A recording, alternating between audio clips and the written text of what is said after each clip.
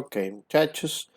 Entonces, de nuevo, bienvenidos y bienvenidas a la tutoría número 4 y final de la asignatura de Producción 2. En esta tutoría cubrimos los capítulos 15, 17 y 19, principalmente lo que son tiempos predeterminados a partir de la técnica MTM y luego con la técnica MOST. ¿Ok? Y por último, lo que es remuneración del trabajo. ¿Ok? De la tercera tutoría, vimos todo lo que era el método de MODAPS. Y pues en esta complementamos en esta tutoría las otras dos técnicas de tiempos predeterminados que son MTM y MOST. ¿Ok? Esta presentación fue generada por la ingeniera Maribel Jiménez Fernández. Importante dejar eso claro. Ok. Y me disculpan porque ando con un poquito de alergia, pero bueno, chispas del oficio. Bueno, iniciemos. Capítulo 15, tiempos predeterminados. Entonces, me han llegado varias preguntas al correo interno de la plataforma y creo que lo que no queda claro, muchachos, es el concepto como tal de lo que se obtiene con los tiempos predeterminados. Es decir, si se entiende, o de manera general, los estudiantes que me contactan, sí entienden lo que son tiempos predeterminados, es decir, tiempos que ya se establecieron para ciertos movimientos, ¿cierto? Eh, lo que todavía siento que no queda claro es que ya esos tiempos son tiempo estándar, ¿ok? Los tiempos que usted obtiene a partir de la herramienta o de las técnicas MTM, MOST o MODAPS, cualquiera de las tres herramientas, ya son tiempos estándar. ¿Por qué? Porque lo que se obtiene de cada técnica son los famosos TMUs o unidades de tiempo. Y esos TMUs ya es tiempo estándar. Lo único que toca hacer con esos TMUs es convertirlos de TMUs a segundos o minutos, es decir, a una unidad de tiempo común y corriente. Pero lo que ya se obtiene de acá son tiempos estándar. Eso tiene que quedar bastante claro. Un segundito, muchachos.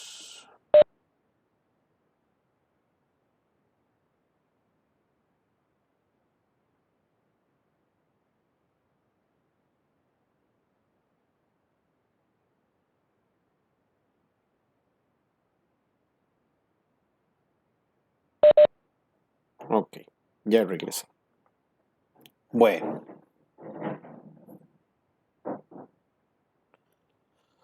los tiempos predeterminados, ya veíamos desde la tutoría número 3, son ya una colección de tiempos que son válidos, ¿ok? Alguien más, otros científicos, otros ingenieros se dieron a la tarea de explorar estos temas hace muchos años, inclusive desde los años 70.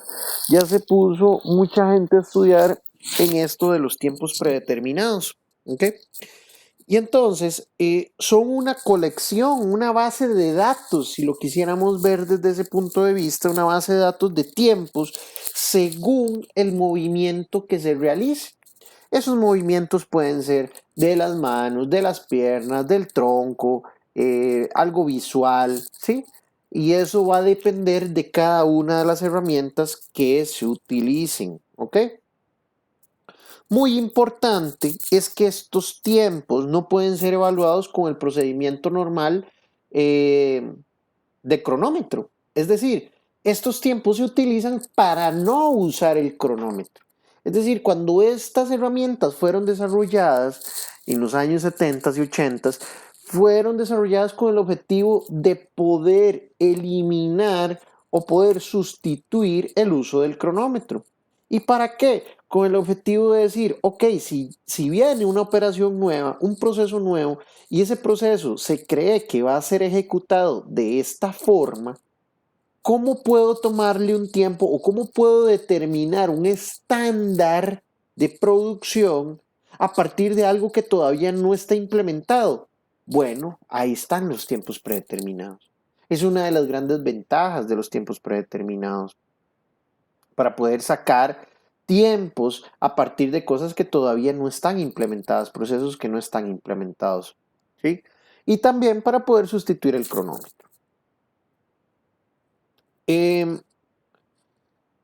Pues estos tiempos, dependiendo de las características que tengan, se clasifican en movimientos básicos y esos movimientos básicos se pueden agrupar en otros elementos de operaciones, ¿ok? Y entonces, al poder nosotros hacer pequeños grupos de movimientos muy específicos o parecidos entre sí, logramos o se logró a partir de esto establecerles tiempos específicos y con ello sustituir o eliminar el uso del cronómetro. Algunos de los principales sistemas de tiempos predeterminados, el MTM, que lo vamos a ver hoy, el Work Factor, que no es parte del curso, el GDP, que es el General Purpose Data, ese tampoco es parte del curso, BMT, que es Basic Motion Time Study, ese tampoco es parte del curso, y MODAPS, ¿ok? Pues aquí no está metiendo MOST, y sí es parte del curso y lo vamos a ver acá. MODAPS ya lo vimos en la tutoría número 3. Bueno, esta tutoría, el mayor peso radica en el sistema MTM, ¿ok? Entonces aquí es a donde vamos a utilizar la mayor parte del tiempo de esta tutoría. ¿Y qué es ese sistema MTM? Pues bueno, es un sistema de tiempos predeterminados y analiza cualquier operación manual, principalmente manual, o método por los movimientos básicos necesarios que se requieren para ejecutar esa operación. ¿Ok? Y entonces a cada movimiento se le asigna un tiempo predeterminado, que es lo que hemos visto con estas técnicas. Hay diferentes versiones del MTM. Está el 1, el 2 y el 3. El más potente, yo no usaría esa palabra, usaría la palabra robusto. En vez de potente, usaría la palabra robusto. Eh, por favor, me ayudan ahí con los micrófonos. Gracias.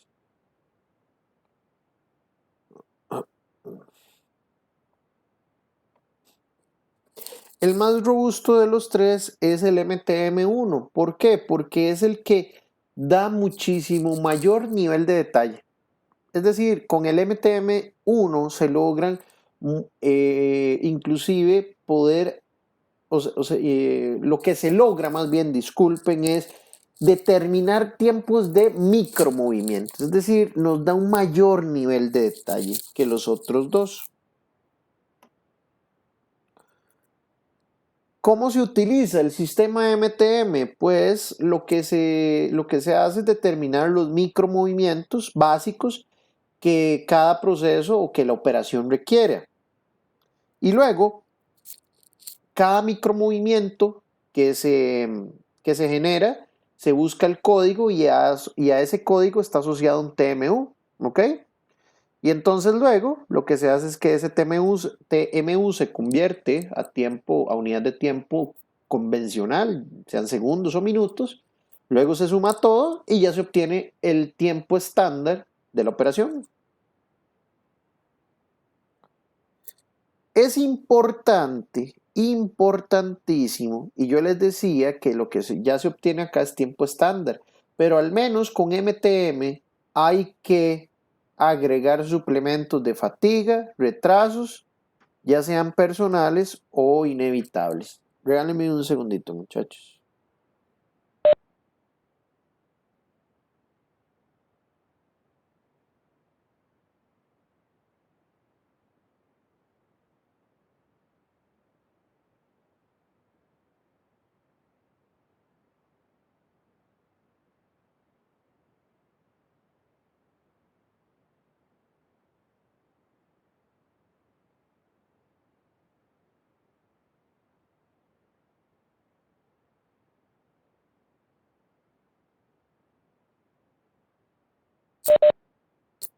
Qué pena, pero es que estoy con una alergia que recién me acaba de iniciar y hay momentos en que se me incomoda. Ok, bueno. Esta parte la segunda parte de esta diapositiva, pues yo la resalto. Me parece que es la más conveniente de indicarles a ustedes. Y esto no es solo para MTM, sino para cualquier sistema de tiempos predeterminados, ya sea MTM, sea MOST, sea MODAP, sea cual sea el sistema de tiempos predeterminados. La dificultad de estos sistemas radica en poder descomponer o conocer cada uno de los micromovimientos que tiene la operación. ¿Por qué? Porque ya las tablas están hechas, las tablas de estos sistemas ya están hechas y son tablas hechas para movimientos o micromovimientos muy, pero muy específicos. Entonces, uno debe desarrollar la habilidad para poder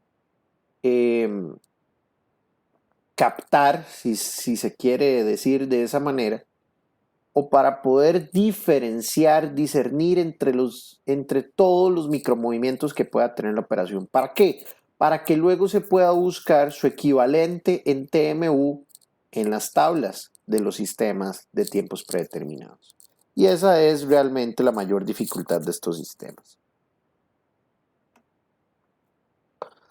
Bueno, estas dos diapositivas las voy a pasar rápido. Entonces, las unidades de tiempo del MTM, y no solo del MTM, sino de los tiempos de los sistemas de tiempo predeterminados, son los TMUs o Time Measurement Unit en inglés, ¿ok? Unidades de medida de tiempo.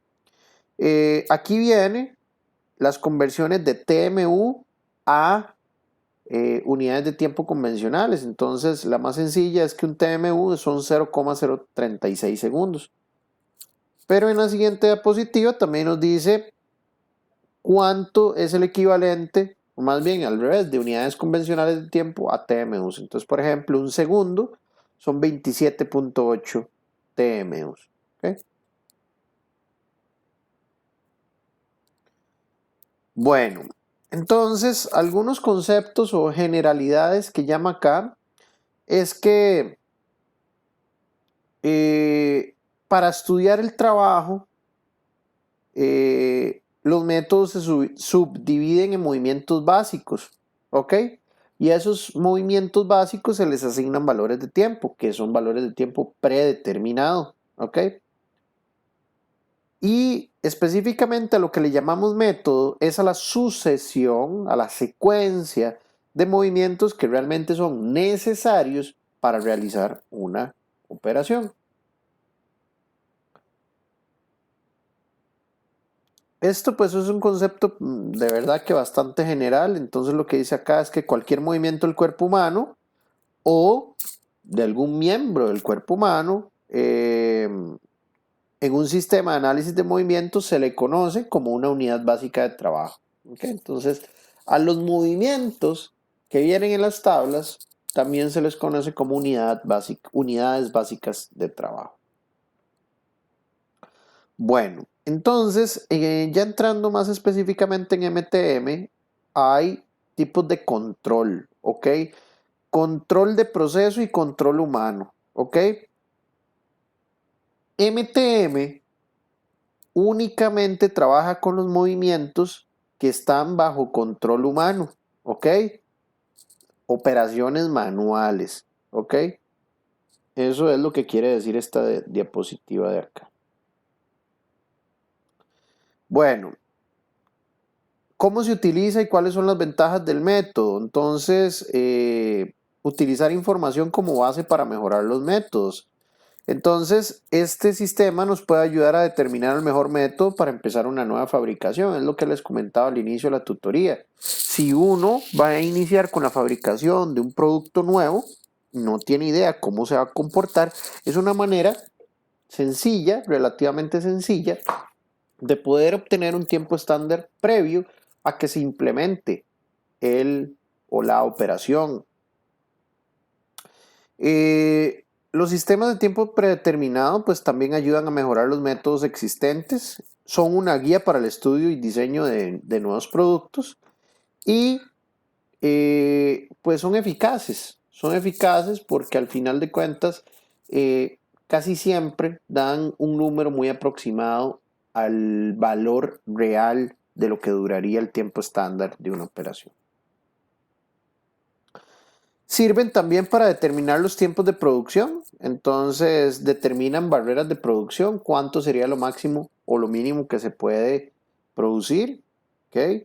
Determinación de fórmulas de tiempo, cómo poder a través de fórmulas calcular cuánto va a ser la producción específica basado en diferentes variables, o también evaluar la forma más precisa de los tiempos previsibles para presupuestos. Entonces vean que los tiempos predeterminados en producción trascienden, no es solo para el tema de producción per se, sino también desde el punto de vista financiero contable. ¿Por qué? Porque se requiere saber el costo unitario de cada producto, se requiere saber cuánto es el costo de mano de obra de cada producto, ¿sí? Y todo eso va a impactar directamente, ni siquiera indirecto, sino directamente a toda la parte financiera, contable de las empresas. Ok.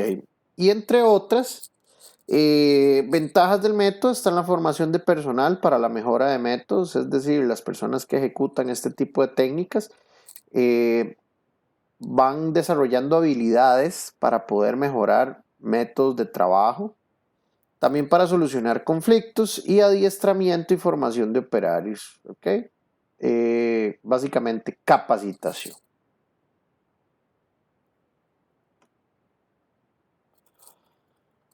Bueno, hablábamos del MTM1, que yo ahí no usaría la palabra potente, sino que utilizaría la palabra robusto o robusta. O sea, el MTM1 es más potente, es más robusto que las otras clasificaciones de MTM, puesto que llega al nivel más bajo de descomposición de micromovimientos. ¿Ok? Entonces, se tienen movimientos de los miembros superiores, llámese todo el tren superior, brazos, manos, hombros, codos, etcétera. Movimientos de los miembros inferiores, piernas, ¿okay? Movimientos del cuerpo, de todo el cuerpo y movimientos visuales. Entonces, ya vamos a empezar específicamente con estos tipos de movimientos. Regálenme nuevamente, ¿verdad? Un segundito porque esta alergia me está matando.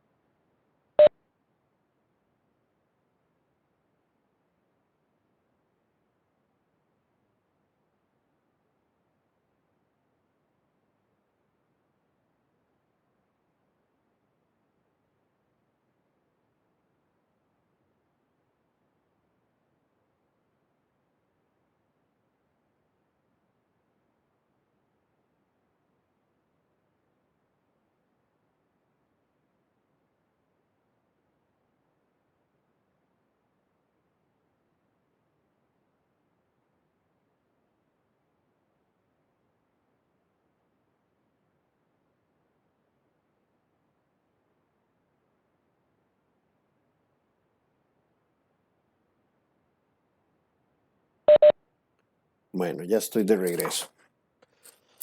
Entonces empecemos con los movimientos de los miembros superiores, ¿ok? Entonces recordemos que todos estos movimientos tienen que ver con lo que son eh, brazos, principalmente brazos, manos, muñeca, hombro, codo, ¿ok? Entonces dentro de los movimientos de los miembros superiores están los elementos básicos: alcanzar, mover, coger, posicionar, soltar y desmontar. Y también dentro de estos movimientos hay movimientos secundarios, que son girar, aplicar presión y la acción de manivela. Luego, dentro de los movimientos de los miembros inferiores están los movimientos del pie y los movimientos de la pierna. Dentro de los movimientos del cuerpo tenemos los que son de desplazamiento, que por ejemplo son andar y paso lateral, o sea, caminar y dar un paso de manera lateral, o también lo que es la flexión, que esto implica giro del cuerpo, doblarse, agacharse, sentarse, poner una rodilla en el suelo, arrodillarse completamente o levantarse. Y luego los movimientos visuales, tenemos los que son enfoque ocular y recorrido ocular. Bueno, empecemos con lo que son los elementos básicos, ¿ok? Entonces, dentro de los elementos básicos, empezamos con el alcanzar. Vean que estos sistemas de tiempos predeterminados fueron creados principalmente en Estados Unidos. Entonces, la formación de los códigos típicamente responden a las primeras letras de palabras en inglés. Por eso es que el alcanzar trabaja con una letra R del inglés reach, ¿ok? El alcanzar es el elemento básico empleado cuando el fin predominante es mover la mano hacia un destino o una situación general. Entonces, es un movimiento de la mano para alcanzar algo. Y ese elemento básico alcanzar tiene varias variables. Va a tener la variable tipo, distancia y caso. Y se representa de esta manera, siempre con una letra R, que es el código de reach o alcanzar. Va a tener o no una M delante de la R dependiendo del tipo. Luego, la D es el siguiente componente del código que se crea para un alcanzar, es la distancia. Y luego, K va a ser el caso. Y vean que luego M se vuelve a repetir. Ahorita vamos a ver unos ejemplos. Entonces vean, por ejemplo, aquí los tipos. Los tipos, en la categoría M para el reach o el alcanzar. El tipo 1 es que la mano no está en movimiento ni al principio ni al final del elemento. Entonces vean que no se pone la M ni al inicio ni al final, porque la mano per se no está en movimiento previo a que se haga el alcanzar. En el segundo tipo, la mano sí está en movimiento al principio o al final. Entonces vean que la M se pone o al inicio o al final. Y el tercer tipo es que la mano está en movimiento tanto al principio como al final. Y entonces la M se pone tanto al inicio como al final del código. Luego vamos con los casos, que es el elemento K del código para generar el alcanzar. Entonces aquí tenemos 5 casos. Creo que son más, de hecho. No, sí, son 5. Entonces, el caso A es alcanzar un objeto aislado siempre situado en el mismo lugar. Es decir, el objeto es el que siempre está en el mismo lugar. ¿Ok? Vean, por ejemplo, la punta de la nariz siempre va a estar en el mismo lugar. ¿Ok? Y no se necesita ningún control para alcanzarlo. Un control significa que no tengo que hacer un grandísimo esfuerzo para poder alcanzar la punta de mi nariz. ¿Ok? Luego, el caso B es alcanzar un objeto que también está aislado, pero no siempre está en el mismo lugar. ¿Ok? De un ciclo a otro puede que varíe ligeramente. Entonces, vean un ejemplo. Un bolígrafo, un lapicero que esté sobre una mesa. No necesariamente siempre va a estar en el mismo lugar. ¿Ok? El caso C es alcanzar un objeto mezclado con otros objetos. Entonces ya requiere una mayor precisión y una búsqueda y selección. El caso D es alcanzar un objeto delicado que sea muy pequeño o tomado con mucha precaución, porque puede que sea peligroso, por ejemplo. Y el caso E es llevar la mano a un lugar indefinido para preparar el siguiente movimiento o despejar la zona de trabajo. Entonces, el caso E más bien es el más sencillo de todos, donde no hay un lugar específico hacia dónde va a ir la mano. ¿Ok? Entonces vean, aquí están los dibujos. Con los dibujos es bastante importante entenderlos. Vea el alcanzar estándar o tipo 1. La mano está en reposo tanto al inicio como al final. Vean la figura. La mano como tal alcanza algo y el movimiento que se hace, durante el movimiento la mano no se movió. Es decir, la mano como tal per se no se movió y a eso es lo que se refiere un tipo 1. Vean el tipo 2, donde agarra y luego hace un movimiento de la mano, la gira un poquito para luego terminar en un descanso. Bueno, eso era con el alcanzar. Luego tenemos otro de los elementos básicos que es el get, ¿ok? Que es el coger, ¿ok? Entonces es un elemento básico empleado cuando el fin predominante es asegurar el suficiente control de uno o más objetos, ¿ok? Principalmente con los dedos o con la mano, con el fin de permitir la ejecución del elemento siguiente.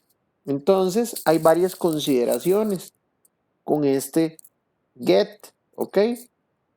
Vean, estos son puntos específicos muy importantes a tomar en cuenta. La mano o los dedos deben lograr el suficiente control del objeto para que luego se pueda llevar a cabo el siguiente movimiento. El objeto puede ser que esté solo o que haya un conjunto de objetos apilados. ¿Ok? El objeto que se agarra debe estar a la vista, ¿ok? Excepto para el código G2 o G3 que puede estar en cualquier situación. Y luego el control de los objetos a veces se consigue por medio de pinzas, es decir, usando alguna herramienta, ya sea pinzas, tenazas o algún otro medio mecánico. Entonces, cuando eso sucede, los movimientos usados suelen ser mover y no coger. Vamos a ver, aquí voy, porque me pareció que venía programado. Sí, Jefferson, ese coger es lo mismo que tomar. Lo voy a poner por acá.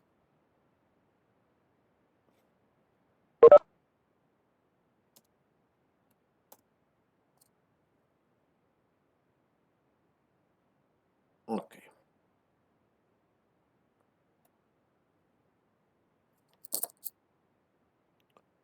Bueno, variables que afectan este get, entonces el tipo hay desde G1 hasta G5, que es levantando, volviendo a tomar, transfiriendo, selección o que haya un contacto. ¿Ok? Entonces, condiciones en las que se hace un tomar, por ejemplo, o coger, tiempo de seleccionar, causado por la necesidad de de seleccionar un objeto, entre otros. Luego la naturaleza de ese propio objeto, que es el tiempo para agarrar un objeto, va a variar según el tamaño y la forma de ese objeto. Y luego también lo otro que va a hacer que cambien las condiciones es el entorno en el que está ese objeto, lo que está rodeando a ese objeto, ¿ok? Porque puede ser que tenga cosas cerca y que imposibilite o haga más difícil el tomar o coger de ese objeto.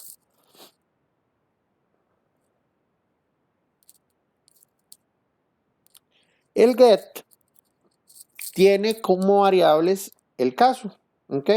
Entonces se representa con una G y K delante de la G, que es el caso, y como vimos está desde G1 hasta G5.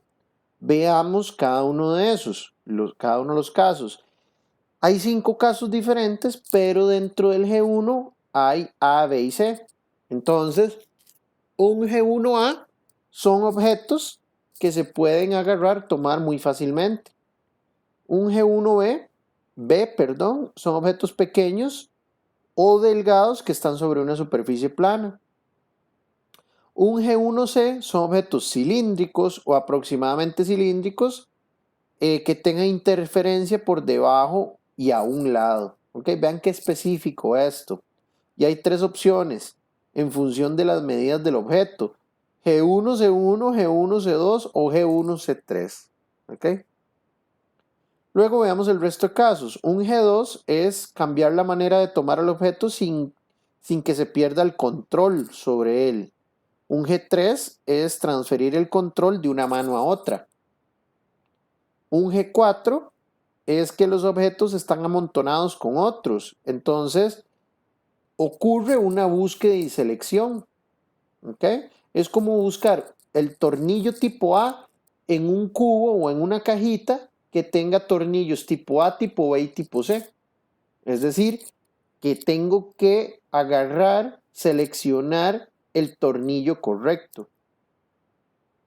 Y en función de la medida de lo que se quiera agarrar está el G4A, G4B o G4C. Y luego el último G5 es tomar objetos por contacto. Aquí vienen dentro de esta presentación algunas imágenes que me parecen sumamente valiosas para complementar todo lo que se ve en las diapositivas. Entonces vean un G1A. Es tomar o coger levantando un objeto de cualquier tamaño, solo que puede ser tomado fácilmente. ¿Ok? Vean ese rectangulito, digamos, ese cubito alargado. Está muy fácil de agarrarlo. ¿Ok? Y es el que sucede con mayor frecuencia, el G1A. ¿Ok? Generalmente el propósito es recoger el objeto para moverlo de un lugar a otro. El G1B, vean los dibujos de arriba, muy importantes porque son piezas u objetos delgados, pequeños o planos que están en una superficie plana. Por ejemplo, vean el dibujo de la esquina, bueno, hay 4 dibujos. El de la esquina, esquina superior derecha, la mano, que parece que está tomando una moneda. Una moneda es plana y está sobre una superficie plana. Eso es un G1B, ¿ok? Luego el G1C veíamos que eran objetos cilíndricos, ¿ok? O aproximadamente cilíndricos. Y entonces también existe interferencia. Vean ese dibujo, hay como un tope. Entonces eso es lo que le llamamos una interferencia, que uno utiliza ese tope para poder agarrar de mejor manera el objeto. Ese es un G1C.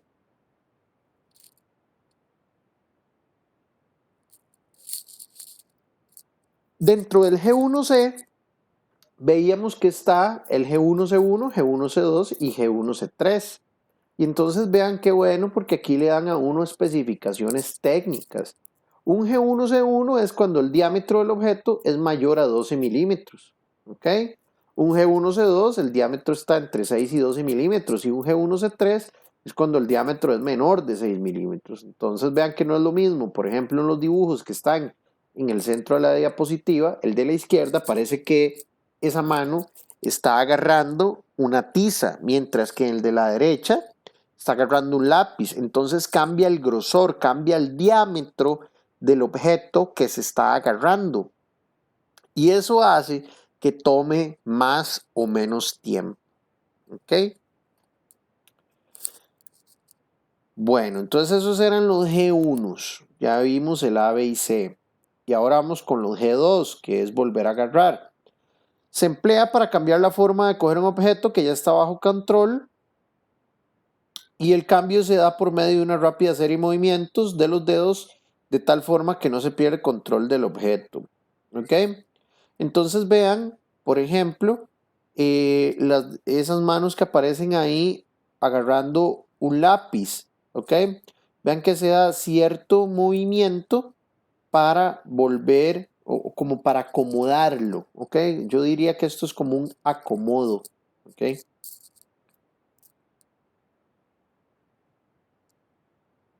El G3 es un agarrar, un get de transferencia y entonces es cuando el objeto lo pasamos de una mano a la otra mano. ¿Ok?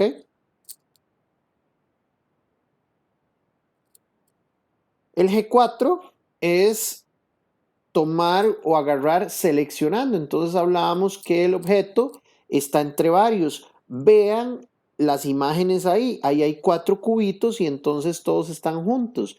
Este requiere un mayor tiempo porque hay que seleccionar el objeto. ¿Ok? Y hay 3 clasificaciones. G4A, G4B y G4C. Nuevamente, tal como el que veíamos ahora del diámetro, depende de las dimensiones del objeto. Entonces, si el objeto tiene una dimensión mayor de 25 por 25 por 25 milímetros, es un A. Para B va a estar entre 6 por 6 por 6 por 3 hasta 25 por 20, 25 por 25 y el G4C, los objetos que tengan dimensiones menores a 6 por 6 por 3. Un segundito, nuevamente tengo que hacer una pausa, muchachos.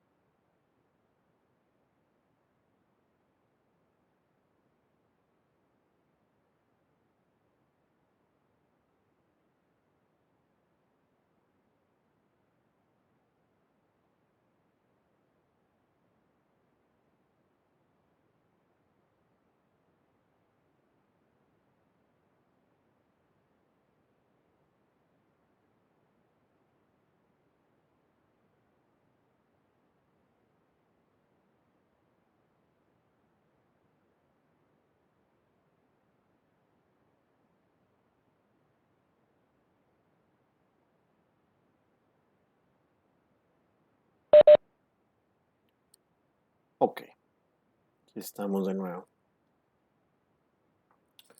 Bueno, luego tenemos el G5, que es el de contacto. Ok, entonces, ven lo que dice ahí, se logra un control parcial haciendo contacto con la superficie del objeto mediante la mano o los dedos. Entonces, esos dibujos o esas imágenes, perdón, que vienen ahí abajo es la mejor. Con toda la mano, poniéndola encima del objeto, se hace un contacto y se logra agarrar el objeto. ¿Ok? Bueno, ya vimos el alcanzar, que es el R, el reach, y ya vimos el coger, que es el G, el get. Ahora vamos con el mover, ¿ok? Que esos son típicamente las secuencias que más suceden. Alcanzo, agarro y muevo, ¿ok? Dice que el mover, o de inglés move, es el elemento básico empleado cuando el fin predominante es transportar el objeto de un lugar a otro. ¿Ok? Entonces, el move o el movimiento, el mover, tiene varias variables. Tiene como variables tipo, distancia, caso y peso. Entonces vean que son bastantes variables. M es el caso, D es la distancia, K el caso y W el peso. ¿Ok? Entonces veamos, hay 3 tipos, que es el que se pone previo a la letra M. Entonces, tal como el reach, el alcanzar, el tipo 1 es que la mano no está en movimiento ni al principio ni al final. Tipo 2 es que la mano está en movimiento ya sea al principio o al final. Y el tipo 3 es que la mano está en movimiento tanto al principio como al final. Entonces vean que en el primer caso no hay M minúscula en el código. En el segundo caso está o adelante de la M mayúscula o al puro final del código. Y en el tipo 3 está tanto al inicio como al final del código. Bueno, entonces, vamos a ver. Aquí hay ejemplos del tipo 2, cuando hay mano en movimiento al inicio. ¿Ok? Entonces vean que ya venía en movimiento la mano. ¿Ok? Y se está moviendo como este cubito de color azul. Luego, con movimiento al final, vean que la mano mueve el cubo hacia una posición, ¿ok? Y luego la mano se regresa a su posición original. Eso es un movimiento al final. En el tipo 3, la mano está en movimiento tanto al principio como al final. Entonces vean la primera imagen a la izquierda arriba. Ya la mano trae cierto movimiento, ¿ok? Y se hace el mover. Vean que lo que está haciendo es arrastrándolo. Y luego en la última imagen se deja el cubito en un lugar, pero la mano sigue el movimiento después, ¿ok? No sé si ahí me pusieron una pregunta. El profe, se me hace difícil diferenciar entre mover y alcanzar. Es que, Jefferson, la clave está en que el alcanzar, usted todavía no tiene el objeto. Y el mover, ya usted tiene el objeto. Esa es básicamente la gran diferencia. Porque la clave está aquí en que usted requiere tres cosas básicas o tres movimientos básicos o elementos básicos para mover un objeto de un lugar a otro. Tiene que alcanzarlo, es decir, su mano va vacía y se desplaza hasta el lugar donde está el objeto. Eso es un alcanzar. En el momento en que toca el objeto y lo aprieta para poderlo, lo presiona para poderlo agarrar, ese es el agarre, ese es el get. Y una vez que ya lo tiene, lo mueve hacia otro lado. Entonces vean que esa es la diferencia entre el alcanzar y mover. El alcanzar es con mano vacía y el mover es moviendo el objeto. Me indica si queda claro el concepto. Bueno, perfecto, súper claro. Con mucho gusto, Jefferson. Bueno, entonces seguimos con el mover. Los casos. Hay casos A, B y C. ¿Ok? Caso A es moverlo contra un tope. Caso B es moverlo hacia un emplazamiento aproximado. Ahorita vamos a ver imágenes. Y caso C es moverlo con precaución hacia un lugar muy preciso. Entonces vean el caso A. Mover el objeto a la otra mano o contra un tope. ¿Ok? No requiere mucho control. Entonces vean que cuando llama tope es moverlo hasta un lugar específico. ¿Ok? Y que no requiere mucho control hacer ese movimiento. Entonces puede ser un tope, un lugar a donde tope, donde pegue el objeto. O inclusive puede ser hacia la otra mano, que la otra mano sirva de tope. ¿Ok? En el caso B, mover el objeto a una situación aproximada o indefinida. Vean el dibujo de la esquina superior derecha. El objeto está en un lugar plano, en una mesa, y debe ser movido hacia una caja. ¿Ok? Entonces, eso es lo que se le llama un caso B. O con el otro, estas otras imágenes de la persona de la camiseta negra que viene ahí, también puede ser una situación o una distancia, no distancia, perdón, una situación indefinida. Vean que agarra el objeto y lo mueve completamente para otro lugar. Pero no es como este ejemplo, el de arriba, a donde lo pone en una caja. Veamos el caso C. El caso C es que lo tiene que mover a una situación o a un lugar exacto. Vean los dos ejemplos. Por ejemplo, el de la esquina superior derecha, el objeto que se debe mover tiene que ser puesto o movido hacia un lugar muy específico donde calce. O vean el otro ejemplo donde se mueve un cubo justo encima de otro cubo. Entonces ese movimiento requiere mayor precisión. Ese es un mover caso C. Bueno, veamos otro de los elementos básicos que sería el position o posicionar. Entonces se utiliza para alinear, orientar o encajar un objeto con otro. ¿Ok? Dice que son tan reducidos que no justifican su clasificación como otro elemento básico. Entonces vean esto que viene aquí abajo de la diapositiva. Dice, el posicionar se ejecuta después de que un objeto ha sido transportado, generalmente por un mover tipo C, como el que acabamos de ver aquí. Esto casi que es un posicionar. El posicionar generalmente se mezcla con el final del mover C, de manera que parece como una continuación del mover C, más que un movimiento separado. Entonces, una cosa es mover el objeto hasta el lugar a donde ya se tiene que dar el posicionamiento. Entonces, lo que aquí está diciendo es que normalmente se puede confundir, ¿verdad? Con este mover, con el del caso C, porque sucede justo al final, normalmente, de un mover caso C. ¿Ok? Posicionar entonces tiene como variables la simetría, el ajuste y el grado de dificultad. ¿Ok? Y se representa con una P de position y esas variables van delante de la P. La primera es el ajuste, luego el tipo de simetría y por último el grado de dificultad de manipulación.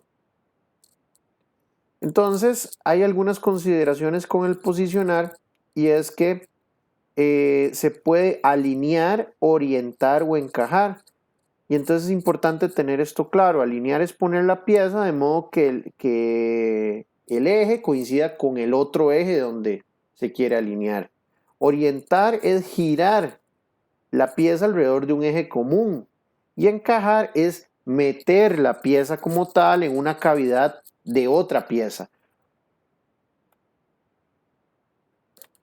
Entonces, cuando estamos con las variables de posición, tenemos, o la primera era el ajuste. El ajuste 1 es que es suelto, es decir, no requiere un ajuste muy específico, muy exacto. Entonces hay un juego, lo que llama aquí un juego apreciable o un movimiento apreciable después de que se hace el montaje. El ajuste número 2 es flojo, que se requiere una ligera presión, pero ya no queda juego, es decir, no queda tanto movimiento. Y la 3 es que haya un ajuste exacto. O sea, hay que presionar, ¿ok? Hay que presionar. Eso sería un ajuste 3 y requiere cuidado. Vea lo que dice acá, se requiere un cuidado excepcional para alinear, orientar y encajar. Entonces vean aquí variables que afectan al posicionar. Entonces en la clase de ajuste, aquí está el ajuste suelto. Este es un muy buen ejemplo, una tapa de un pilot. Un ajuste aproximado, vean que se requiere cierta presión. Esto es como un tapón de una pata de una silla, por ejemplo. Entonces se requiere cierta presión, pero tampoco es que es una presión así ajustadísima. Y luego el número 3, el ajuste exacto, vean esto. Vean ese ejemplo, eso es un ejemplo de una cámara. Entonces se requiere que ese ajuste sea muy específico y con bastante presión. Luego, seguimos con las variables del posicionar. Están los casos de simetría. Entonces tenemos el que es simétrico. Simétrico es que encaja en cualquier posición, no lleva una posición específica. Semisimétrico es que encajan con una orientación previa de 45 grados. Y no simétrico es que los objetos encajan en una orientación de 75 grados. Bueno, aquí me habla nuevamente de lo de la simetría. Tenemos el simétrico, que pueden ser posicionadas en cualquier eje de rotación. Luego el semisimétrico, entonces Las piezas pueden insertarse haciendo un giro de no más de 45 grados. Vean qué buen ejemplo. El poner, posicionar unas grapas dentro de una engrapadora. Vea que no se requiere hacer un giro de más de 45 grados. En cambio, esta es una imagen, esto es un muy buen ejemplo. El no simétrico es un posicionar que las piezas no pueden ser posicionadas más que de una sola manera. Las que están hechas específicamente que solo encajan de una manera. Vean, por ejemplo, esto es en los CPUs el cable de un mouse que tiene una forma muy específica de cómo encajar. ¿Ok? Entonces esto es lo que se le llama un encaje no simétrico. Tiene una única manera de cómo posicionar. Y por último tenemos los casos de manipulación, es decir, la facilidad de manejo, que va a estar determinada por qué tan rígido es el objeto, el tamaño del objeto y el método que se está utilizando para sostener ese objeto. Entonces, la manipulación puede ser E o D. E es que es fácil, no hay dificultad para la manipulación, y un D es que es difícil. ¿Ok? Ok, ya ahí estamos con el de posición. Y ahora tenemos soltar. Soltar es un elemento básico para dejar el control del objeto, ¿ok? De uno o de varios objetos, ya sea por los dedos o por las manos. Vean a lo que dice acá, es un movimiento muy corto, muy corto, porque es meramente la acción de soltar algo, ¿ok? Es que la mano o los dedos pierdan el control del objeto que tenían sostenido, ¿ok? Entonces vean, esto es importante, el soltar solo se hace con los dedos o con la mano. Si realmente el soltar se hace con piezas sostenidas por pinzas o tenazas, en vez de un soltar es un mover, ¿ok? Porque soltar solo aplica para dedos o mano. Los elementos o las variables, perdón, de este elemento son I y K. Aquí se le puso mal el código. Aquí el código no es, uy, perdón. Ahí. El código no es R, es RL, de release en inglés, porque R ya habíamos visto que era el de alcanzar, el reach. Y lo que se tiene como variable es el caso.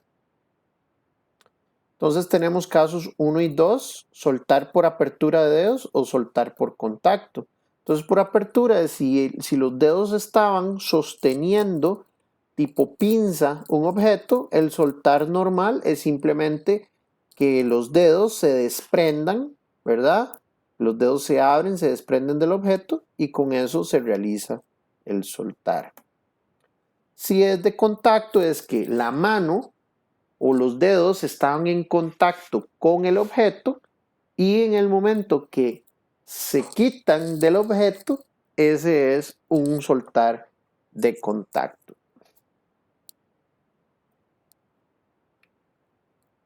Seguimos con elementos básicos. Tenemos el desmontar, que usa una D, disengage, ¿ok? Entonces desmontar se utiliza para romper el contacto entre un objeto y otro, ¿ok? Entonces este es como un soltar, pero entre dos objetos o varios objetos, ¿ok? Eso es un desmontar de uno o más objetos. El desmontar tiene como variables el caso y la manipulación. Aquí tenemos los casos, tenemos ajuste libre, ajuste medio y ajuste duro. Ahí vienen las especificaciones en lo que son las distancias, ¿ok? Y lo que son los casos de manipulación del desmontar está el E de que es fácil, es suficiente para efectuar el desalojar o el desmontar. Y luego está el D de difícil, que es necesario modificar el coger inicial para tener mejor control del objeto. Es decir, usted necesita hacer algún tipo de maniobra para controlar de mejor manera el objeto. Bueno, muchachos, entonces con eso hicimos un repaso general de los elementos básicos del MTM. MTM, pues para hacer un cierre, resumen de MTM, pues sí es muy robusto el MTM1 porque analiza muchísimos micromovimientos, pero una de las desventajas que tiene es que esa robustez pues también le quita un poco de flexibilidad porque no es tan sencillo, ¿verdad? De utilizar, de discernir qué tipo de movimiento es cada cosa, ¿cierto? Entonces, si bien tiene como ventaja esa robustez, pues también tiene como desventaja el poder diferenciar qué clase de movimiento es el que se está realizando. Bueno, entonces avancemos con el siguiente y último método de tiempos predeterminados que tiene el curso, que es la técnica MOST. ¿Ok? El MOST es un sistema para establecer estándares al menos 5 veces más rápido que con un MTM1, que es lo que acabamos de ver, y casi que con el mismo rango de exactitud. Lo que hace MOST es que utiliza bloques más grandes de movimientos fundamentales. ¿Ok? Había una pregunta. Profe, pero ¿cómo se determinaría el tiempo TM1? Ok, Jefferson, en don, obvio que con las fórmulas. Es que los tiempos predeterminados son esos, son predeterminados. Ya alguien hace muchísimos años, científicos e ingenieros, desarrollaron estas técnicas y a cada movimiento le asignaron un tiempo. Entonces, cada código de los micromovimientos que existen ya tienen asignado un tiempo predeterminado. Por eso es que se llaman tiempos predeterminados. Entonces, yo no le puedo dar ahorita un ejemplo. Eso se determinó, muchos de estos estudios se hicieron con equipos de cine, inclusive, para trabajar cámara lenta. Entonces, estos estudios se iniciaron hace, o estas técnicas se desarrollaron hace muchísimos años. Y como le digo, entonces lo que se hizo fue emular o repetir un movimiento muchas veces, ver cuánto es el tiempo promedio que tomaba realizar ese movimiento y determinar un tiempo predeterminado para ese movimiento. Entonces, eh, dice que si con los códigos dedujo los tiempos. Sí, esto tiene tablas. Cada una de estas técnicas que estamos viendo hay tablas, en el libro están las tablas. Entonces, por ejemplo, dependiendo del código que genere cada movimiento, está el tiempo, está en TMUs. Y esos TMUs usted luego los convierte a tiempo convencional, ya sea segundos o a minutos o a horas.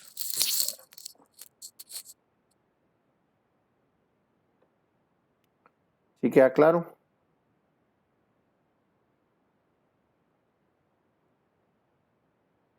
Ok, listo. Bueno, entonces la ventaja, con gusto, la ventaja de Most es que utiliza bloques más grandes. ¿Ok? Entonces, ¿qué es lo que se logra con eso? Movimientos, se clasifican los movimientos de una manera más general, no tan específico, no con tanto detalle. Y entonces eso lo que permite es que al no haber tanto detalle sea más fácil poder llegar a tiempos aproximados de los movimientos que se realizan en una operación. Entonces vea que MTM2 está compuesto por aproximadamente 37 valores de tiempo, mientras que MOST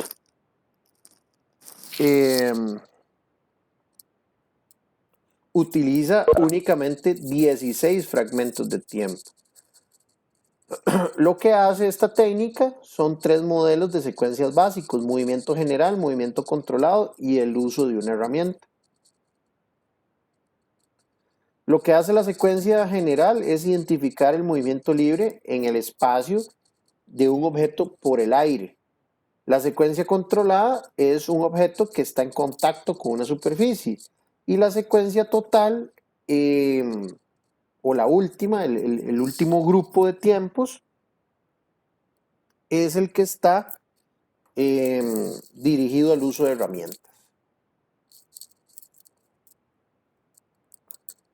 Entonces, para utilizar la técnica MOST se requiere considerar 4 parámetros diferentes.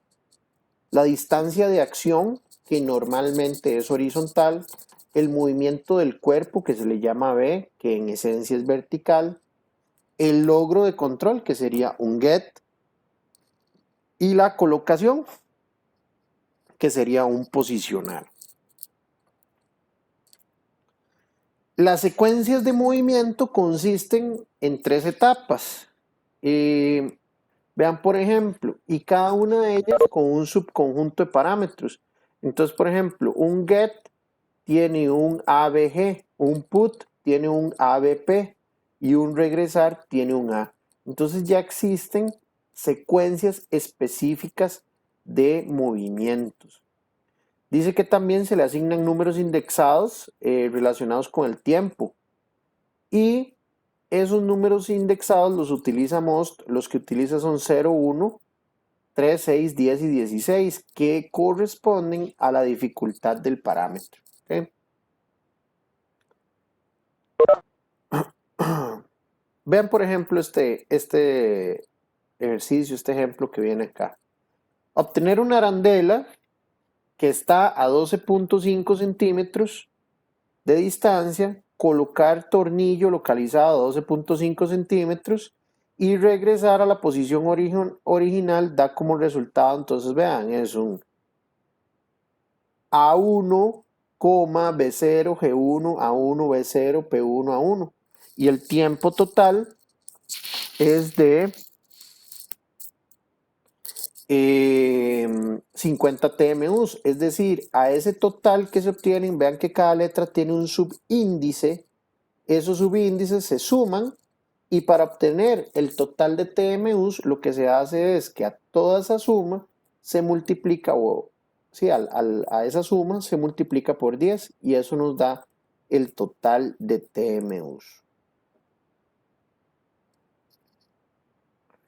En ese específico ejercicio, vean que el get tiene un A1, que es alcanzar la arandela, con un recorrido de 12.5 centímetros. Luego tiene un B0, que no hay, eso significa que no hay ningún movimiento del cuerpo. Y un G1, que es tomar la arandela, agarrarla.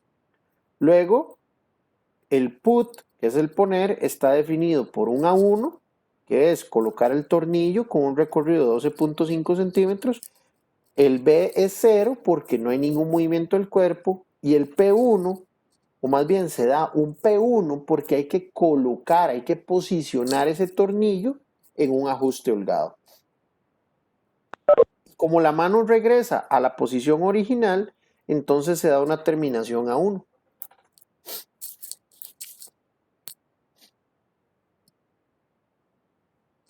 Vean que, según la técnica MOST, el 50% de todos los trabajos manuales ocurren como movimientos generales. Entonces esto es una gran ventaja porque no hay que utilizar códigos muy extraños dentro de la técnica, sino que con mismos movimientos generales o elementos básicos ya se pueden codificar muchísimos movimientos.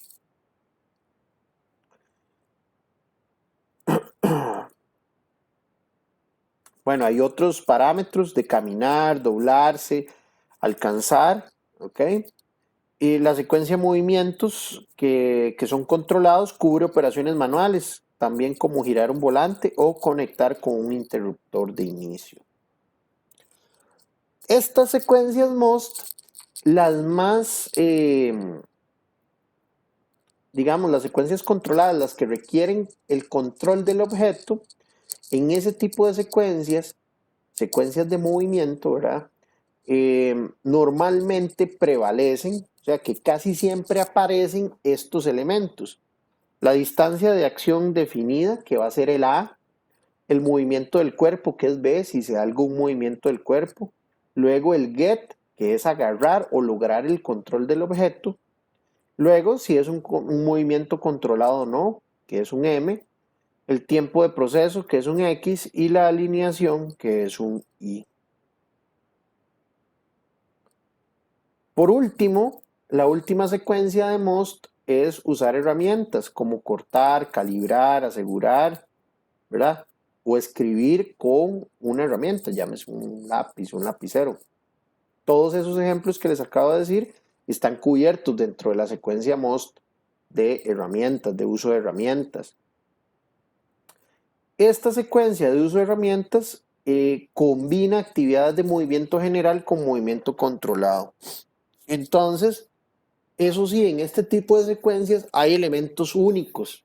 Esos elementos únicos pueden ser un asegurar, un desprender, cortar, tratar una superficie, registrar, pensar o medir. Esos son específicos, son parámetros únicos para las secuencias de uso de herramientas dentro de MOST. Entonces vean acá, viene lo que es la tarjeta de datos de MOST y aquí dice el uso de una grúa manual, ¿ok? Entonces, estos índices, vean acá, importante que se debe multiplicar por 10, ya lo habíamos visto, para obtener el total de TM2. Entonces, para operar una grúa manual, aquí estos son los diferentes componentes que se pueden dar o elementos que se pueden dar dentro de esa secuencia en específico.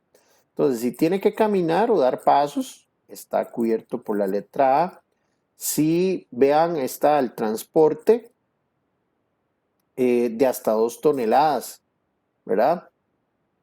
Luego, si hay un desenganche o un enganche, si el objeto está libre, si hay un movimiento vertical y si hay una colocación. Y vean que aquí vienen esas tablas, también le dicen a usted los tiempos. MOST fue creado por una empresa que se llama Maynard, ¿ok? Entonces de ahí viene también el nombre de esta técnica. Vean que TMUs son TMUs, no importa la técnica que se utilice, sea MTM, sea MODAPS, sea MOST, TMUs son TMUs, son tiempos, unidades de tiempo estándar. Entonces eso no va a cambiar entre las diferentes técnicas.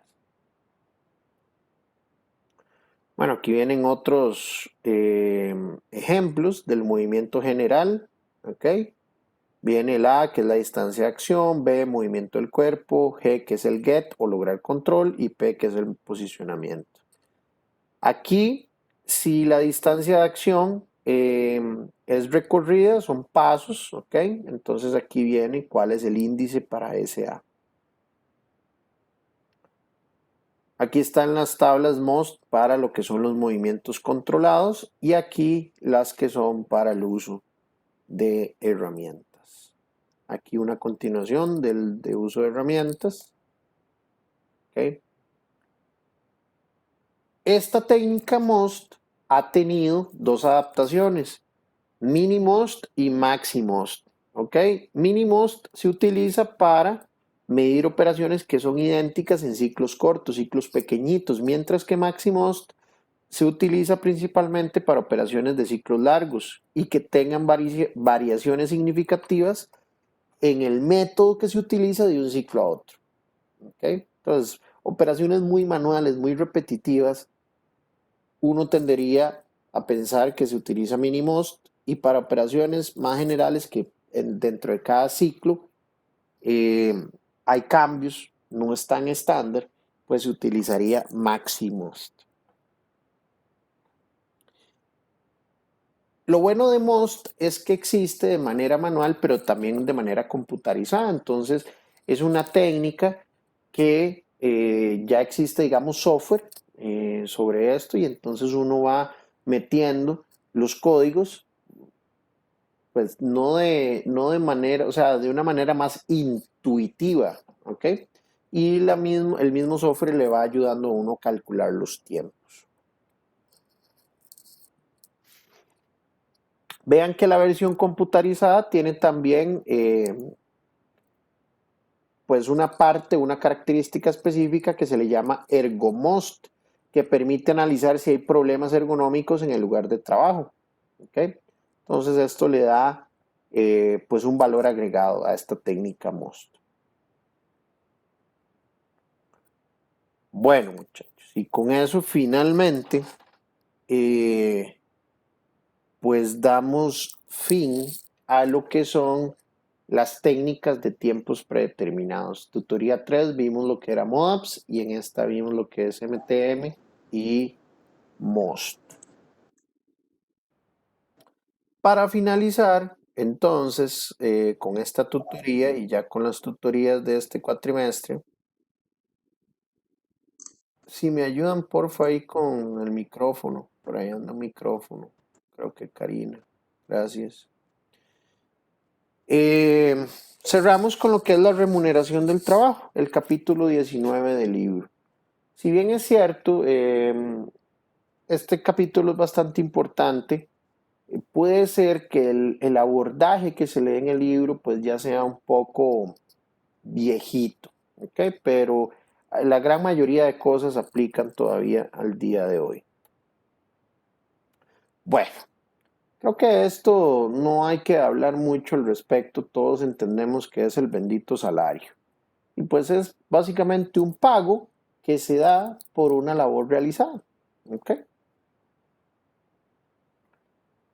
Sí se habla mucho en este capítulo respecto a lo que es el salario justo, ¿ok? Y es uno de los grandes retos que existen a la hora de establecer los salarios. Primero, por cómo hago, cómo hacemos para determinar cuánto cuesta ese trabajo, cómo lo pago, ¿ok? Y entonces, cuando hablamos de salario justo, eh, como dice acá, es uno de los problemas que permanentemente tienen las empresas, porque eh, salario justo tiene pues, o depende de muchas variables, pero lo más importante es del nivel social y de la posición social. Todo eso contribuye a aumentar las presiones de los trabajadores para que tengan mejores salarios, ¿sí?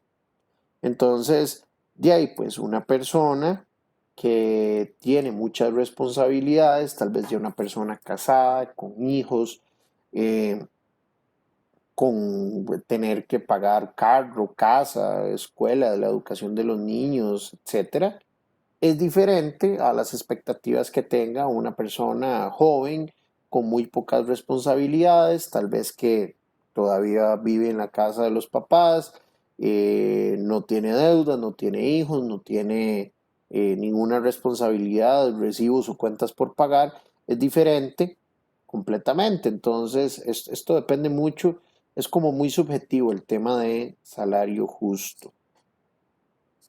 Pero bueno, eh, desde el punto de vista laboral, el salario es sumamente importante en el costo de la operación productiva.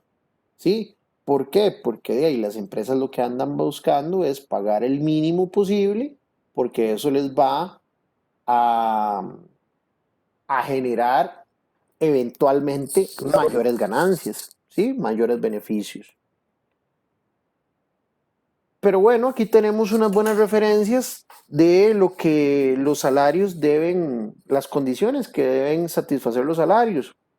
Y es que el salario justo debe ayudar o debe ser el suficiente para que una persona, para que un individuo cubra sus necesidades fisiológicas y psicológicas, tanto suyas como individuo como de su familia. ¿Sí? Comida, vestido, educación. Y deben estar en relación con la clase de trabajo que se realice. Es decir, un trabajo muy manual que tal vez no requiere, por ejemplo, un nivel educativo alto, pues una persona no puede esperar que le paguen 100,000 colones la hora por ese trabajo, ¿cierto?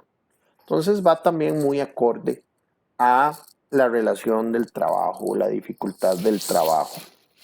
Sí es importante esto que el salario justo Lo mínimo es que cubra o que pueda cubrir las necesidades fisiológicas y psicológicas de los trabajadores.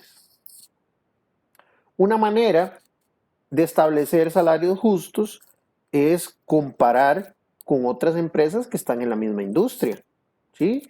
O también comparar con empresas en la misma región, en el mismo lugar, ¿sí?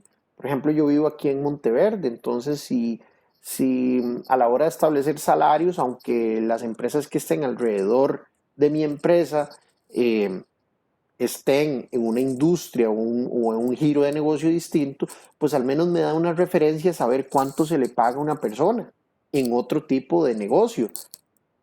Ya eso me da una referencia.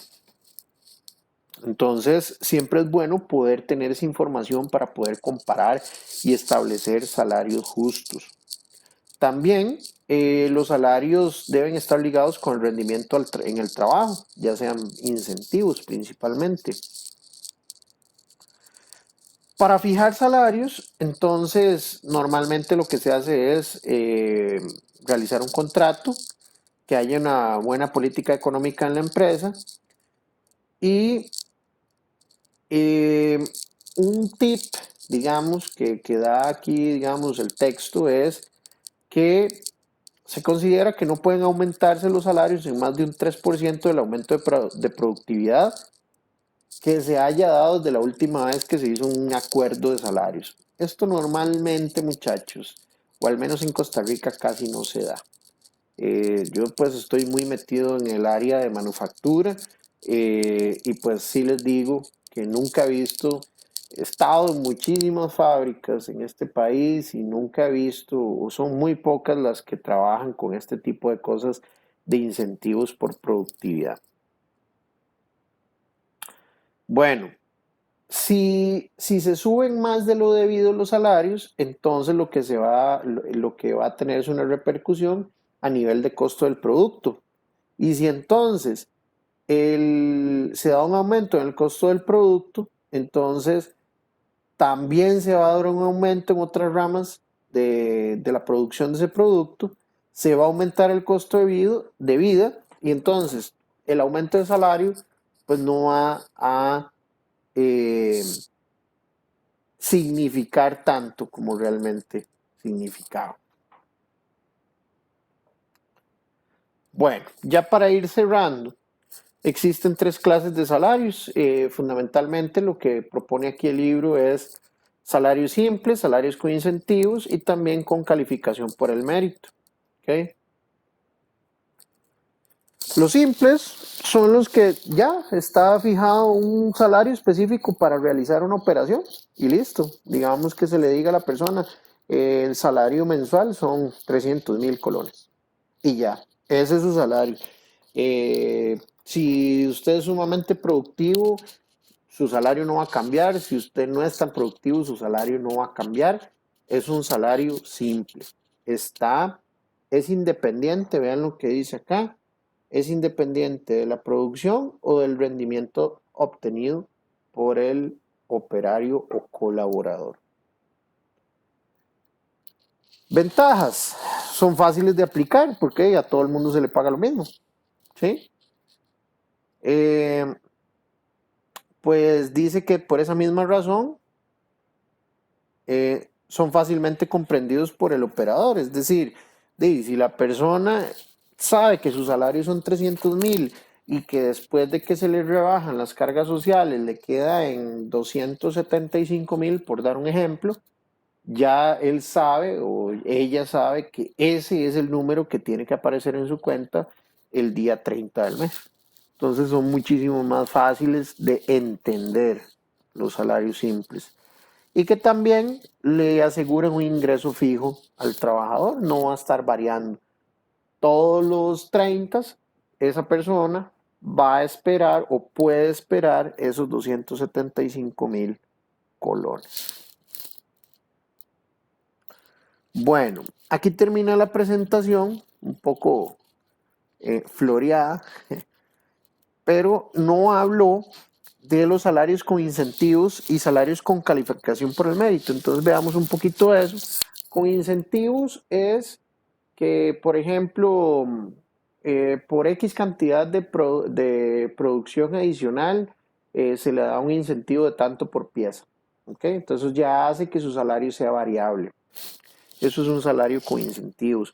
O hay empresas, por ejemplo, no voy a decir nombres, pero he estado en empresas donde se les incentiva por llegar temprano.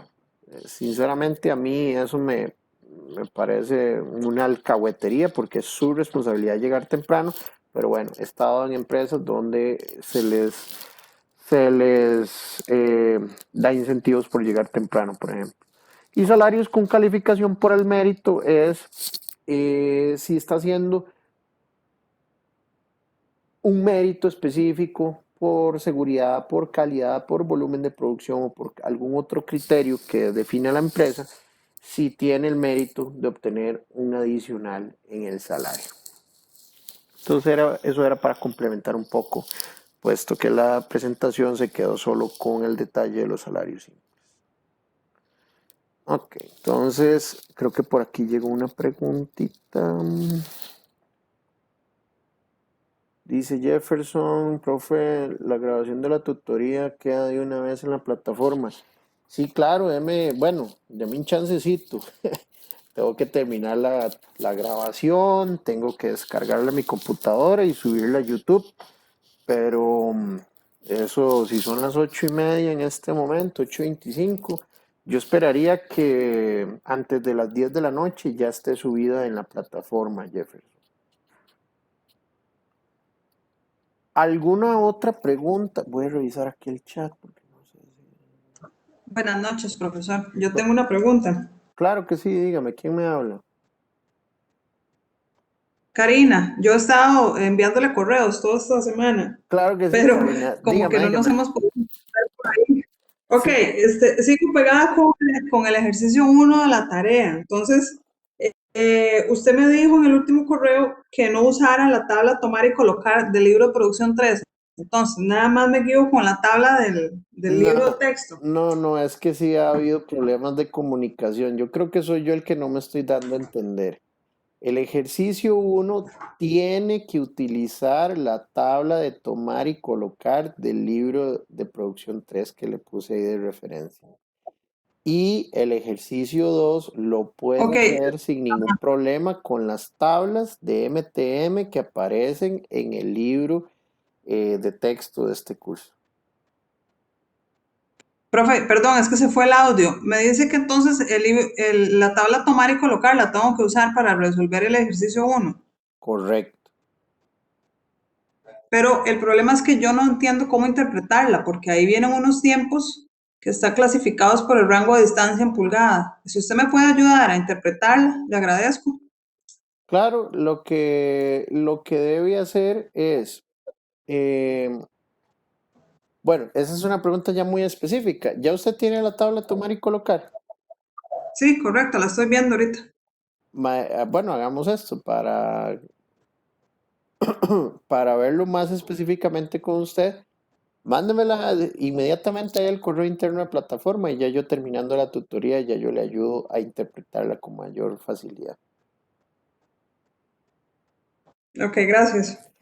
Sí que sí hay claridad con la del ejercicio 2 que es con las tablas de MTM. Es que en mi grupo nos repartimos los ejercicios, entonces a mí me toca el uno. Estoy tratando de solucionar ese. Ah, ok, es que en algún momento me preguntaste también por el ejercicio 2. Entonces por eso fue que yo no entendía realmente si usted me estaba preguntando por el uno o por el 2. Entonces específicamente del uno. Sí, ahí digamos en el uno, yo tengo que meter tiempos de fatigas y retrasos también y transferencias. No, porque el ejercicio no le habla nada de eso. Ah, No le está diciendo a usted que es tanto de fatiga, que es tanto de suplementos. Entonces, simplemente lo que debe hacer es, si ya tiene esa tabla de tomar y colocar, le da unos códigos. Y esos códigos, si bien es cierto, están en pulgadas, lo que tiene que hacer es analizar si esos códigos en pulgadas, o sea, pasar esas unidades de pulgadas a centímetros para que ya le haga sentido con el ejercicio que yo le estoy dando. Pues, tengo entendido que el ejercicio que viene ahí en la tarea es en centímetros, no es en pulgadas. No, profe, el ejercicio uno no trae centímetros, no trae ninguna medida. Eso nada más dice, nos pide el tiempo estándar. Es el de colocar el tubo y sacar el tapón y después poner el tubo en centrífugo y el tubo en las muestras, verter, colocar tubos en rejilla. Ajá. Bueno, hagamos una cosa. Voy a ir a traer de una vez el libro y veámoslo de una vez aquí. No le voy a dar más largas al asunto. Gracias. Sí, con mucho gusto. Profe, eh, está ahí.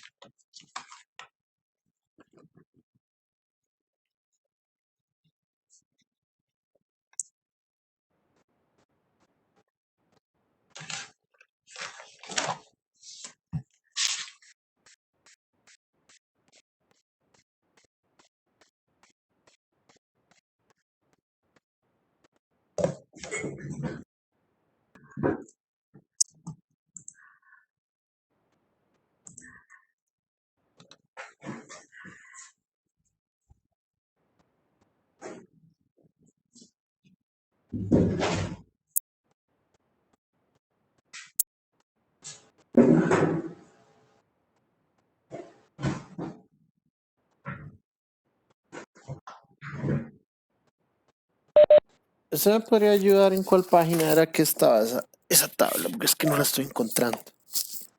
415. Excelente. Yo creo que esa tabla es para el ejercicio 2, donde vienen medidas. Ahí creo que sí. 415.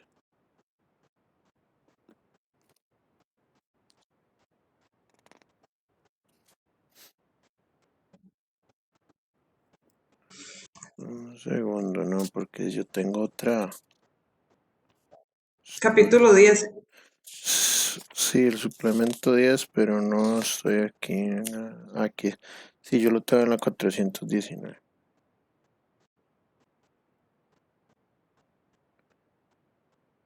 Sí, es que vea, ahí le dice que hay un tomar y colocar. Vea, por ejemplo, la primera división es en el peso, ¿cierto?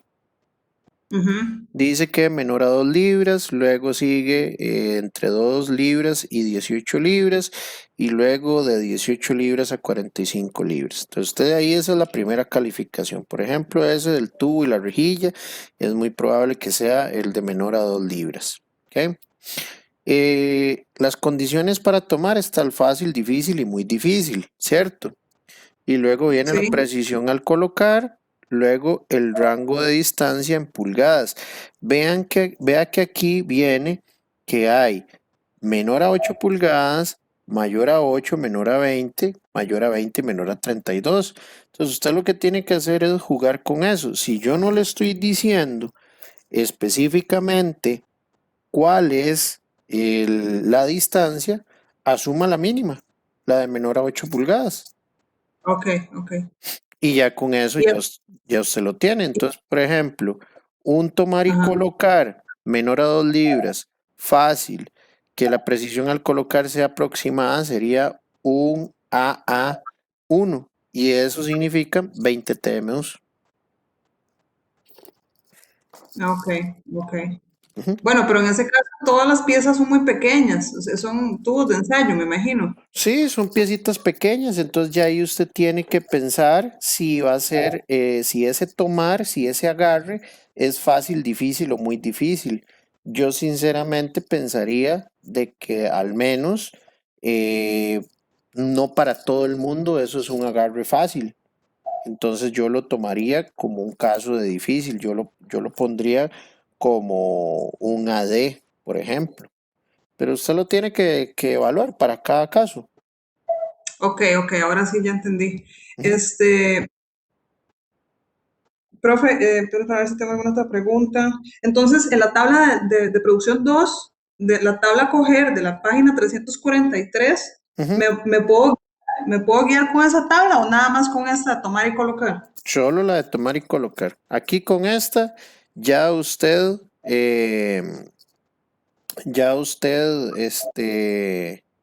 bueno, es que en el ejercicio viene un colocar, ¿verdad? Sí, El último.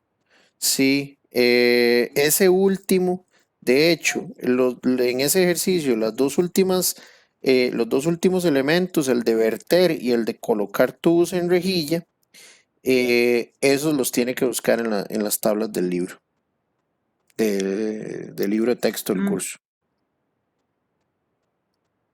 Ujú. ok. Esta Gracias, profe. tabla, sí, con mucho gusto, esta tabla es específica para tomar y colocar, o sea, para hacer los dos movimientos al mismo tiempo. Ok, usted me había dicho algo también de dividir cada secuencia en 3 submovimientos. Para el ejercicio Eso, 2.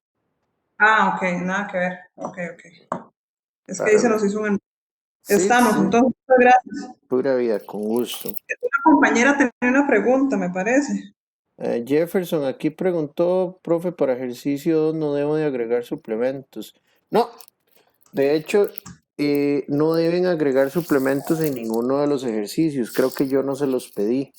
Entonces, si yo no le hablo de que hay tanto suplemento, tanto porcentaje de fatiga y esas cosas, entonces no lo tienen que agregar porque sería, digamos, acá tener que inventarlo y no hay por qué inventarlo.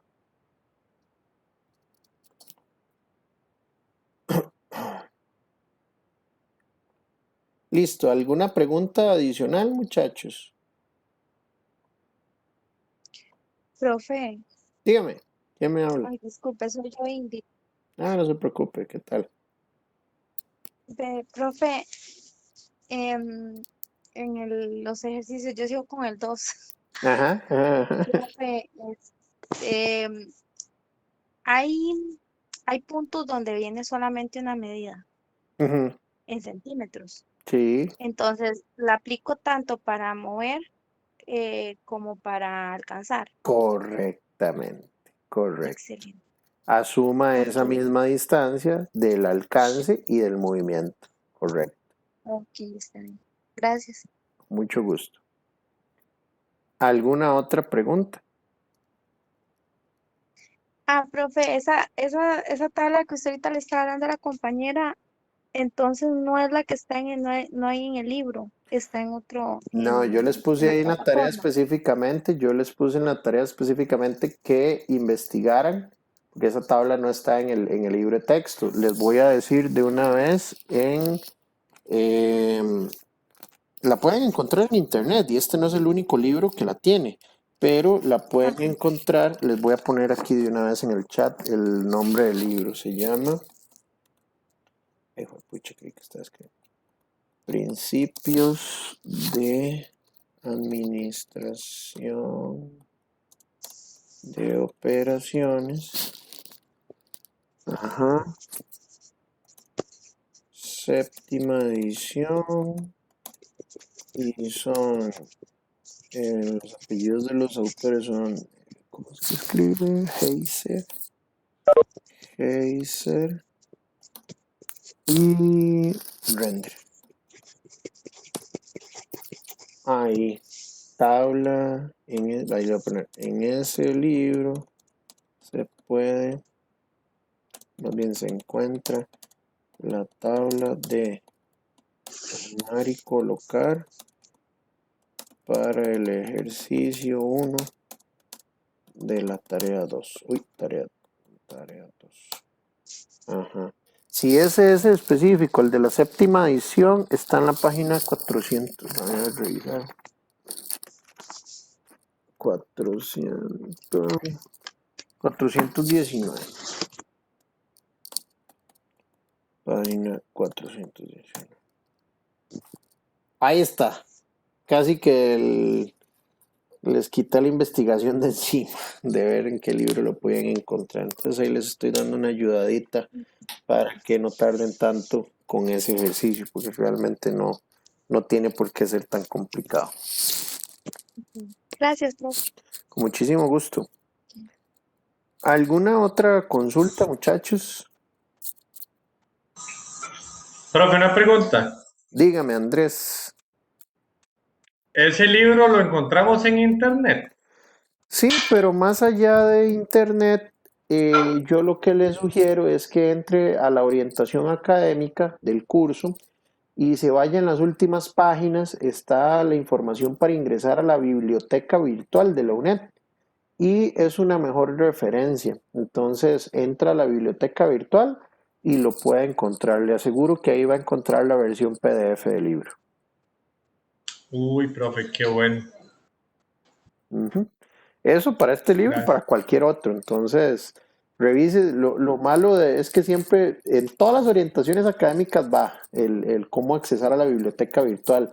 Lo que pasa es que como está en las últimas páginas uno ni le presta atención. Pero sí, ahí viene en las últimas páginas de la orientación, ahí dice cómo accesar, qué usuario, contraseña y toda la cosa. Y le aseguro que ahí va a encontrar eso y muchísimas referencias más de libros.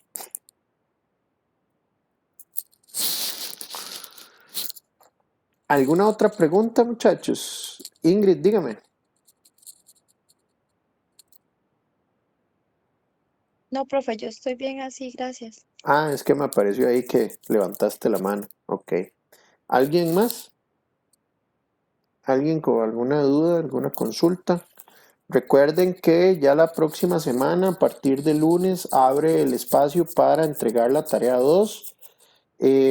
Si no me equivoco, bueno, la próxima semana ya también es el segundo examen, la segunda prueba ordinaria, y para la semana del 1 al 7 de diciembre está la entrega del proyecto. ¿Okay? Entonces, para que estemos ahí bien con lo que son las fechas. Entonces, muchachos, si no hay más preguntas, pues muchísimas gracias por el tiempo de ustedes, por todo este cuatrimestre. Pues bueno, todavía nos queda ahí camino por recorrer, tarea 2, examen 2 y proyecto, pero esta ya es la última tutoría. De nuevo, muchas gracias y recuerden que siempre están los medios para evacuar sus consultas a través del foro de consultas o correo interno de la plataforma. Muchísimas gracias y buenas noches. Y dentro de un ratito ya les subo el video mucho gusto Andrés, el video de la grabación de esta tutoría. Muchas gracias, muchachos. Buenas noches. Buenas noches.